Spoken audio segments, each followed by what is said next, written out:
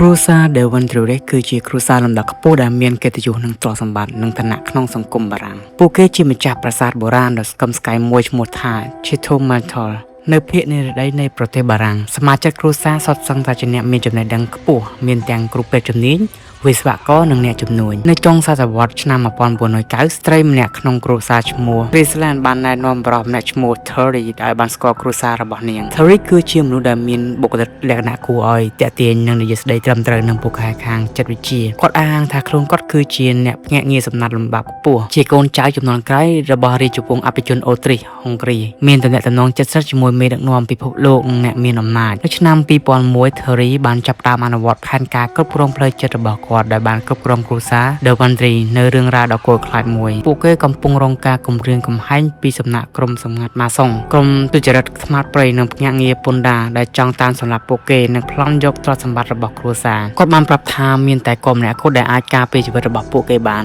ដើម្បីរស់រានមានជីវិត Terry បានបង្ខំឲ្យសមាជិកគ្រួសារទាំង11នាក់រួមទាំងយាយអាយុជិត90ឆ្នាំនិងក្មេងជំទង់បិទទ្វារចាក់សាររស់នៅលាក់ខ្លួននៅក្នុងប្រាសាទរបស់ពួកគេត្រូវបានកាប់ផ្តាច់ទំនាក់ទំនងពីពិភពលោកខាងក្រៅទាំងស្រុងមិនឲ្យប្រើប្រាស់ទូរស័ព្ទនិងមិនឲ្យអានកាសែតនិងមិនឲ្យជួបជុំមិត្តភ័ក្តិអ្នកណាដែលមានការសង្ស័យលើសម្ដីរបស់ Terry ដូចជាលោក Chen ស្វាមីរបស់ Graceland នឹងត្រូវ Terry ចាប់ប្រកាន់ថាជាភ្នាក់ងាររបស់សត្រូវរួចបង្ខំឲ្យសមាជិកគ្រួសារផ្សេងទៀតរួមគ្នាបណ្ដេញគាត់ចេញពីផ្ទះនិងកាត់ការចោលភ្លាមស្វាមីរបស់ Graceland បានពណ៌នាថា Terry ជាមនុស្សចោលលួចខួរក្បាលព្រោះគាត់បានបាក់ក្បាលពួកគេដកខួរក្បាលចេញរួចដាក់ខួរក្បាលថ្មីចូលទ្រព្យសម្បត្តិដ៏ច្រើនសន្ធឹកសន្ធាប់របស់គ្រួសារត្រូវបានទេទៅឲ្យ Terry ជាបន្ត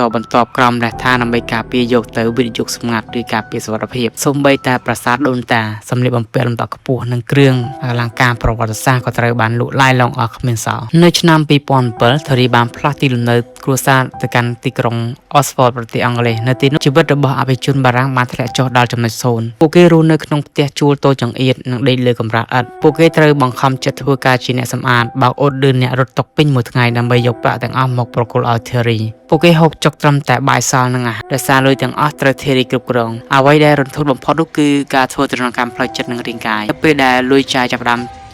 Terry បានបញ្ចុះបញ្ចូលគ្រួសារថាត្រីម្នាក់ឈ្មោះ Christine ដឹងពីលេខកូដសម្ងាត់នៃទ្រព្យសម្បត្តិលាក់ទុករបស់ដូនតានៅពេល Christine ឆ្លើយថានាងមិនដឹង Terry បានបញ្ជាឲ្យសមាជិកគ្រួសារបង្កើតការវាយដំបង្អត់បាយនិងធ្វើទរណកម្មដោយចោទថានាងជាអ្នកក្បត់គ្រួសារទោះបីជាត្រូវគ្រប់គ្រងផ្លូវចិត្តយ៉ាងខ្លាំងក្លាក៏ដោយនៅក្នុងខែមីនាឆ្នាំ2009ភាពឈឺចាប់ផ្នែករាងកាយនិងការមើលឃើញកូនរងទុក្ខវេទនាឲ្យ Christine ញាក់រលឹកនាងបានឆ្លៀតឱកាសលួចរត់ចេញតាមបង្អួចផ្ទះនៅ Oxford រួចរត់គេចខ្លួនត្រឡប់មកប្រទេសបារាំងវិញនិងបានដាក់ពាក្យបណ្ដឹងទៅប៉ូលីសនៅក្នុងខែតុលាឆ្នាំ2009ប៉ូលីសបារាំងបាននិងអន្តរជាតិបានសហការគ្នាឆ្មាក់ចូលចាប់ខ្លួន Terry នៅក្នុងប្រទេសស្វីសនៅក្នុងតុលាការគ្រួសារបានបង្ហាញស្ថានភាពដូចជាមនុស្សទើបភ្ញាក់ពីសុបិនអាក្រក់ពួកគេទើបតែដឹងខ្លួនថារឿងរ៉ាវ